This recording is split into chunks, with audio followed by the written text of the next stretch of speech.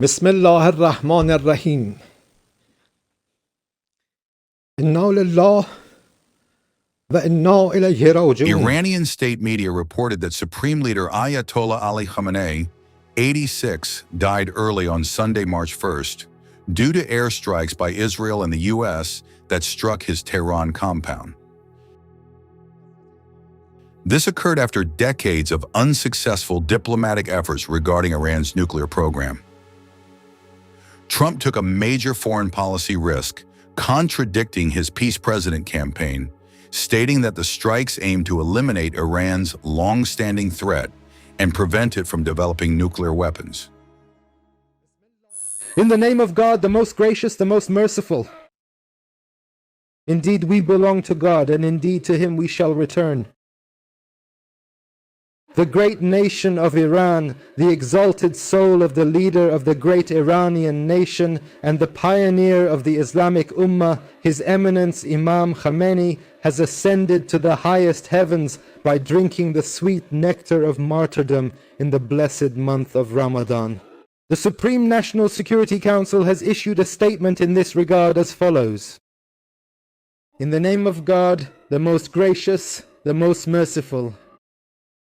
The truly exalted and noble soul of the supreme leader of the great Iranian nation, the courageous freedom seekers of the entire world, and the global Islamic Ummah, His Eminence Imam Khamenei, has now ascended to the highest realms of the heavens and finally attained his long-held, deeply cherished wish, following faithfully in the righteous footsteps of his noble and holy ancestor, the commander of the faithful Imam Ali.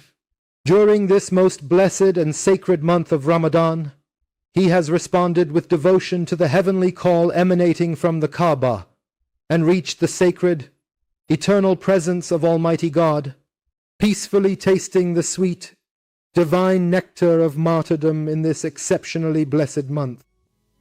Intelligence and tracking systems monitored Khamenei's whereabouts, Trump wrote in a Truth Social post, adding that there was not a thing he or the other leaders that have been killed along with him could do.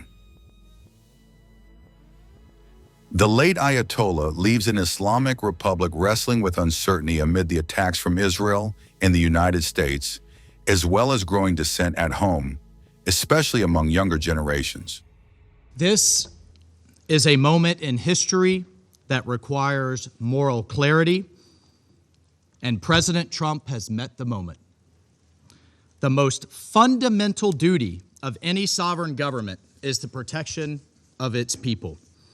Operation Epic Fury is directed towards specific and strategic objectives: to dismantle missile capabilities that threaten allies, to degrade naval assets used to destabilize international waters, and to disrupt the machinery that arms proxy militias, and to ensure the Iranian regime never, ever can threaten the world with a nuclear weapon.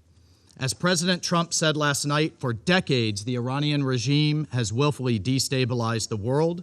It has killed American forces and citizens, threatened regional allies, and jeopardized the security of international shipping upon which the world depends.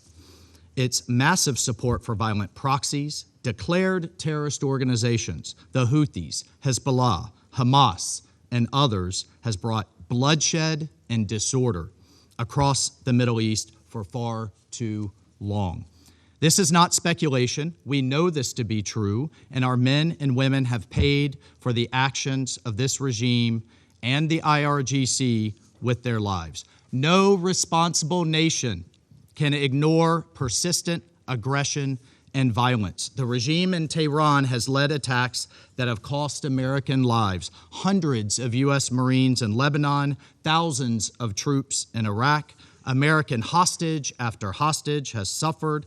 Our ships fired upon dozens of times in the Red Sea. Iran has armed and financed militant organizations that undermine lawful governments and destabilize an already fragile region. Iran's continued pursuit of advanced missile capabilities, coupled with its refusal to abandon nuclear ambitions despite diplomatic opportunities, presents a grave and mounting danger.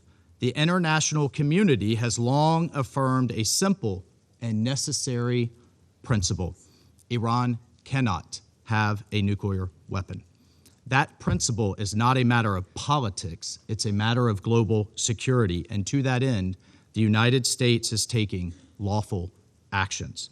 Indiscriminate and unprovoked attacks by the Iranian regime today against our regional partners, Kuwait, the United Arab Emirates, Bahrain, Qatar, Jordan, and others, reinforce precisely why such actions are necessary. The regime has not only struck military assets, but civilian infrastructure as well. Those who stand with us must know that their security is not negotiable. The safety of our allies is not conditional. It is assured. The bottom line is this, colleagues: our allies and partners can count on the United States and can count on President Trump. Colleagues, peace is not preserved by appeasing those who threaten it. Peace is preserved through strength in the face of terror. History has taught us that the cost of inaction is far greater than the burden of decisive action. And our president, President Trump, has taken that decisive action today.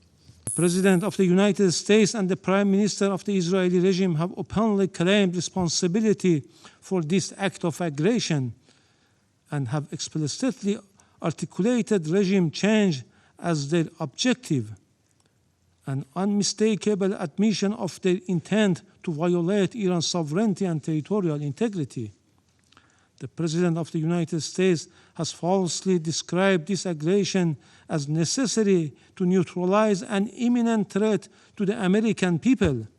This is nothing more than a deliberate attempt to mislead the international community and the U.S. public opinion and manufacture consent for unlawful war.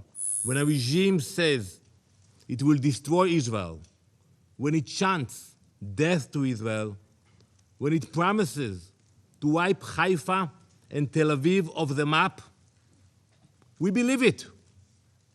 We genuinely believe it when we see those hundreds of ballistic missiles that they are launching to Israel. We believe the threats. We do not ignore them. We do not gamble with our survival. We act.